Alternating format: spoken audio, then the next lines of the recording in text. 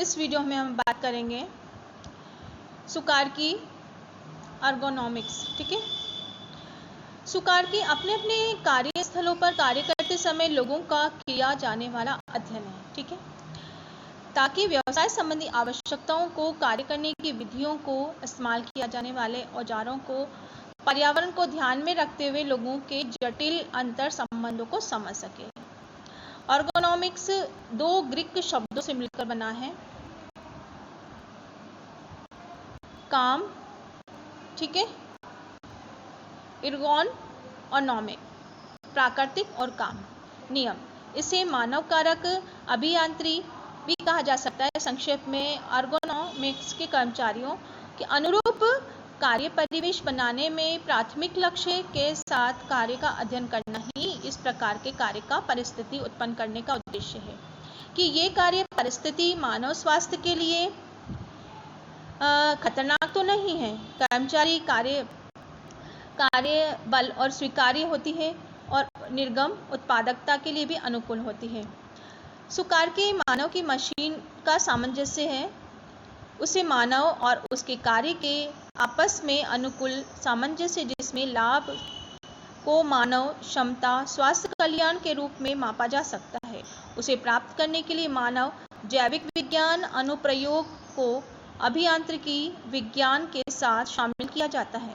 औजारों, मशीनें, कार्यस्थलों के कार्य के अनुकूल डिवाइस डिज़ाइन किया जाता है ताकि तनाव और स्वास्थ्य संबंधी समस्याओं को कमी ला जा सके। ठीक है, सुकारकी के द्वारा जिस महत्वपूर्ण पहलुओं पर विचार किया जाता है, श्रमिक क्षमता, शारीरिक क्रियाएं और मनोवैज्ञानिक दोनों कार्य होते हैं। कार्य की मांग जिसमें शामिल है प्रकृति, जटिलता, कर्मचारियों की आवश्यकता, अधिक अवधि मुद्रा और कार्य परिवेश, शोर, आर्द्रता, कंपन, प्रकाश, ताप। सुकारकी का अध्ययन 4 स्तंभों पर व्यवस्थित है जो इस प्रकार है: मानव मिति, शरीर का आकार मापन, जैव यांत्रिकी, पेशी कंकाली, गतिविधियां और लगाए जाने वाले बल, शरीर क्रिया विज्ञान और औद्योगिक मनोविज्ञान। सुकारकी की आवश्यकता, कार्यस्थल और सुकारकी का उपयोग निम्नलिखित में से महत्वपूर्ण है। निरापद व बेहतर स्वास्थ्य के लिए निम्न द्वारा पाया जा सकता है: कार्यस्थल पर चोटिल होना और उसकी गंभीरता को कम करने के लिए, मानवीय त्रुटि में होने वाली दुर्घटनाओं की संभावना में कमी लाने के लिए, बेहतर प्रभावी रोजगार निम्नलिखित में द्वारा अपनाया जा सकता है: उत्पादकता को बढ़ाने के लिए, त्रुटियों को कमी लाकर, चोट न लगने देना और उसमें कमी।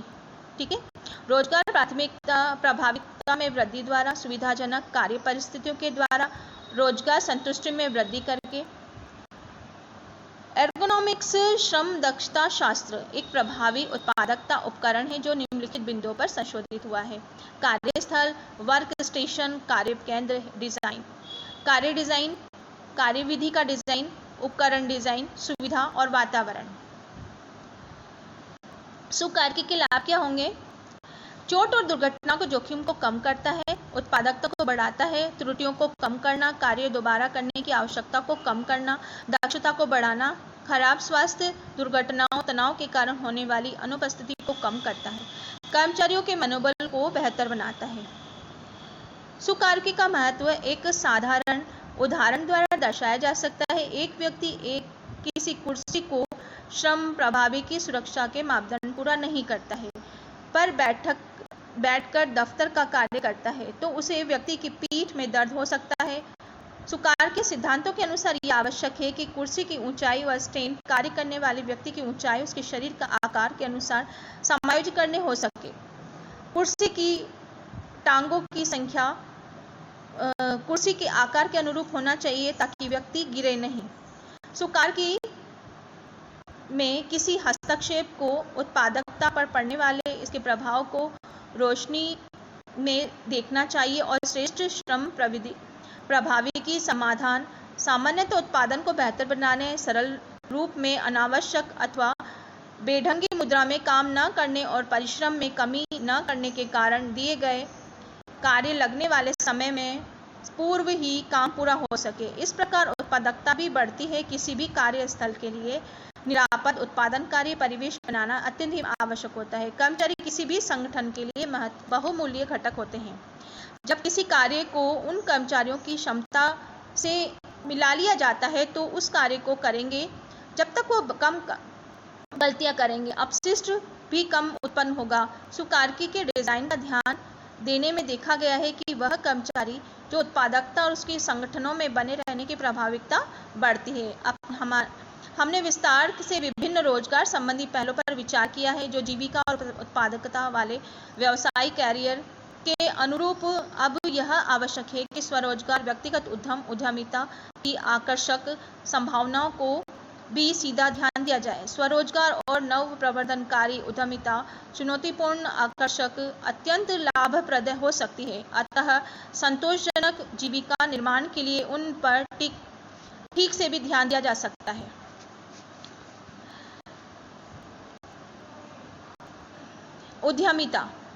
उद्यमिता की बात कर रहे हैं। इसमें उद्यमिता एक नया नवप्रवर्तक उद्यम, उत्पादक व सेवा स्थापित करने का कार्य उद्यमी का कार्य किसी उत्पादन के डिजाइन में प्रतिरूप में प्रतिवर्धक आविष्कार द्वारा बदला देना होता है अथवा नई तकनीक विधि सुधारों द्वारा नई उपयोगों वस्तु पुरानी को नए तरीके से बनाना। एक उद्यमी वह व्यक्ति है जो इस प्रकार के परिवर्तनों को एक उद्यम व्यवसाय के माध्यम से पूरा करता है। उद्यमी संसाधनों या अर्थव्यवस्था को अपनी कुशाग्र बुद्धि से जुटाना है, इसे जीविका के लिए लक्ष्य बनाना है या एक नए संगठन के रूप में रूप ले सकता है। वर्तमान संगठनों को पुनर्जीवित करने में भी अंश हो सकता है। एक उद्यमी वह व्यक्ति होता है जो एक नए विचार की वास्तविकता में लेने में जोखिम उठा सकता है। एक उद्यमी नवप्रवर्तक, रचना, सुव्यवस्थित और जोखिम उठाने वाले व्यक्ति होता है। भारत में ऐसे उद्यमियों के श्रेष्ठ उदाहरण हैं जिनके पास वस्तुओं को देखने के लिए कल्पना दृष्टि विचार थे। उसमें कुछ हैं श्रीमान नारायण मूर्ति, JRD टाटा, धीरूभाई अंबानी। देखिए, ये उद्यमी हैं, भारत के उद्यमी हैं जिन्होंने उद्यमिता के लिए, कर्मचारियों के लिए बहुत श्रेष्ठ काम किए और उनका प्रोडक्शन भी बढ़ा। ठीक है, जब हम किसी दूसरे के लिए सोचते हैं तो हमारा स्वयं का भी अच्छा होता है। तो यही एक उदाहरण है। ये आगे बढ़े हैं और देश के विकास में भी इनका बहुत ज़्यादा योगदान रहा है। एक उद्यमी वह व्यक्ति होता है जो एक नए विचार को वास्तविकता के रूप में जोखिम उठा सकता है। एक उद्यमी नवप्रवर्तक, रचनात्मक, सुव्यवस्थित, जोखिम उठाने वाले व्यक्ति होते हैं। भारत में ऐसे उद्यमी में श्रेष्ठ उदाहरण है। इसके पास वस्तुओं को देखने की कल्पना दृष्टि विचार थे। इसमें से कुछ है, ये मैंने आप लोगों को बता दिया। आरंभ से ही नई संगठन प्रारंभ प्रकार पर निर्भर उद्यमी गतिविधियां भिन्न भिन्न प्रकार की हो सकती है। उद्यमी वृत्ति छोटे व्यक्तिगत परियोजना, सूक्ष्म इकाई से लेकर कई बार अंशकालीन उद्यमी तक होती है। इसमें मुख्य प्रौद्योगिक संस्थान भी हो सकते हैं जो उद्यमी के अतिरिक्त अन्य अनेक लोगों को भी रोजगार उपलब्ध कराते हैं। इसमें उभरते उद्यमियों की सहायता के लिए आज कई प्रकार के संगठन उपलब्ध हैं, जिसमें राजकीय एजेंसियां, वैज्ञानिक संस्थान और संगठन, वित्तीय संस्थान जैसे बैंक, कुछ स्वैच्छिक संस्थाएं सम्मिलित हैं। उद्यमी विचारों के प्रतिदर्श करते हैं। एक संकल्पना, उत्पादन नीति, संगठन। वे नई प्रक्रियाओं के समर्थन, परिवर्तन के प्रवर्तक बन जाते हैं। उद्यमी के लक्षण, एक उद्योगपति के क्या लक्षण होते हैं? आप भी उद्यमी हो सकते हैं, आप भी बहुत बड़े इंडस्ट्री के मालिक बन सकते हैं, लेकिन उसके लिए कार्य करना भी होता है ना। एक उद्यमी के कुछ व्यक्तिगत विशेषताएं अवश्य होनी चाहिए। कड़ी मेहनत करने की इच्छा, योजना बनाने, क्रियान्वित करने के ज्ञान और कौशल, वित्तीय सामग्री, व्यक्तियों और समय के प्रबंधन में कौशल, आकलित जोखिम उठाने की साहस होना चाहिए। एक साथ कई कार्यों को आरंभ करने की योग्यता और तत्परता, आरंभ किए गए कार्यों के लिए आवश्यक कौशल व सीखने की प्राप्त करने की योग्यता, कठिन मुद्दों को निर्णय और उसके समाधान ढूंढने की क्षमता, यथार्थवादी होना, आसान समाधानों की अपेक्षा नहीं करना, गतिविधियां, चुनौतियां, असफलताओं का सामना करने की योग्यता, भागीदारी विकसित करना, कार्यनीति बनाना, तालमेल बनाने की योग्यता, समझौता करना, कार्यनीति, प्राथमिकताओं को देखने की योग्यता रखना, विनम्र होना, संकट की स्थितियों से निपटने की योग्यता, अच्छे संप्रेषण कौशल का होना। संक्षेप में, उद्यमी के अपने उद्योगों के उद्देश्यों के प्रति प्राप्ति के लिए नव नवप्रवर्तनकारी रचनात्मक लक्ष्य अभिमुखी होना भी चाहिए। उद्यमी को सीधी कार्रवाई करने और कार्य करने के लिए अधिक प्रभावी तरीके से पता लगाने अपनाने के लिए तैयार रहना चाहिए। हाल ही में उद्यम वृत्ति के व्यापक और संपूर्ण धारण उभर कर आई है, जिसमें उद्यमी विभिन्न प्रकार के उद्यममयी पहल जैसे कि सामाजिक उद्यम वृत्ति, ज्ञान उद्यम वृत्ति के बारे में विशिष्टता की सोच सकते हैं। सामाजिक उद्यम वृत्ति अच्छे सामाजिक कार्य करने पर केंद्रित रहते हैं। सामाजिक उद्यम वृत्ति एक विशेष समूह व्यापक रूप से समाज के लिए उद्यम वृत्ति के माध्यम से बड़े पैमाने पर लाभ प्राप्त करने के लक्ष्य तक पहुंच सकती है। सामान्यतः सामाजिक उद्यमी कमजोर, अपेक्षित, वंचित समूह अर्थात वे व्यक्ति जिनके लाभ स्वयं लाभ प्राप्त करने के लिए वित्तीय साधन प्राप्त नहीं है, वे लाभ के लिए कार्य करते हैं। जो सामाजिक उद्यमी सामाजिक उत्प्रेरक दूरदर्शी होते हैं तो मूलभूत सामाजिक परिवर्तन और टिकाऊ सुधार सृजनात्मक इसी प्रकार के कार्यों में उसकी चयनित क्षेत्रों में, चाहे वह शिक्षा हो, स्वास्थ्य हो, देखभाल हो, आर्थिक विकास हो, पर्यावरण हो, ललित कला हो अथवा कोई भी सामाजिक क्षेत्र भी वैश्विक सुधारों के लिए प्रेरित करने की क्षमता हो सकती है। सामाजिक उद्यम वृत्ति की सफलता अर्थात आर्थिक लाभ से उतना नहीं आंकी जा सकती है, सामाजिक लाभों और प्रभावों में से मापी जा सकती है। मतलब उद्यमिता में इतने सारे गुण होता है तभी एक जाके उद्यम मतलब वो एक उद्योग धंधा लगा सकता है। उसमें बहुत सारी पहली चीज़ तो प्रशिक्षण की होती है, कुशलता की होती है, उसकी इच्छा शक्ति के ऊपर डिपेंड करती है।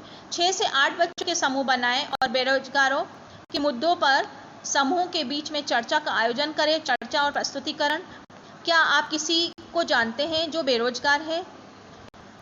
उस बात से कि जो बेरोजगार है उसके रहने के लिए मानसिक स्तर पर क्या प्रभाव पड़ता है, क्या वह काम करना चाहता है या चाहती है, क्या हमारे देश में बेरोजगार एक समस्या है? आपके विचार से भारत में बेरोजगार के मुख्य कारण क्या है?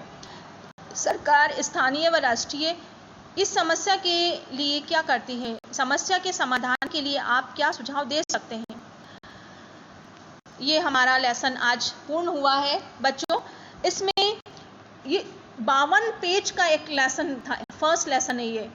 इसमें वैसे काफ़ी चीज़ क्योंकि एनसीईआरटी जोड़ दिया है तो इसमें बहुत ज़्यादा लेंथी बना दिया है। इजी लेकिन ये बहुत बढ़ गया है, आप लोगों को थोड़ा सा मेहनत ज़्यादा लगेगी। इसमें नए शब्दों की बात मैं कर लेती हूँ अंत में। कार्य, अर्थपूर्ण कार्य, आजीविका, विश्राम, मनोरंजन, जीवन स्तर, सामाजिक उत्तरदायित्व, नैतिक नियम, स्वेच्छावादी, परंपरागत व्यवसाय, आयु, बाल श्रम, कार्य करने के लिए वृत्तियाँ, दृष्टिकोण, जीवन कौशल, कार्य महत्ता, कार्य जीवन की गुणवत्ता, रोजगार संतुष्टि, रचनात्मकता, नव प्रवर्धन, कार्य परिवेश, व्यवसाय संबंधी कार्य और उद्यमिता। ठीक है, इतना पढ़ के और ये टिप्पणियाँ हैं इसमें। देखिए एक बात मैं आप लोगों से कहना चाहती हूँ इसमें कि जो बीच बीच में क्रियात्मक है ये इसको भी अपन बीच में पुनरावलोकन के जो प्रश्न है इसका वीडियो भी मैं आप लोगों को डालूंगी, प्रश्नों के भी एक एक प्रश्न के। तो आप लोग उसमें आप लोग को मेरे साथ पढ़ना भी पड़ेगा। मैं पढ़ रही हूँ, आपका जो वीडियो है आप 2 बार इसको सुने और खुद भी इसको पढ़ें। ठीक है, तो मैं आज ये वीडियो यहीं समाप्त करती हूँ। आप लोग आशा करती हूँ कि आप लोग पढ़ रहे होंगे।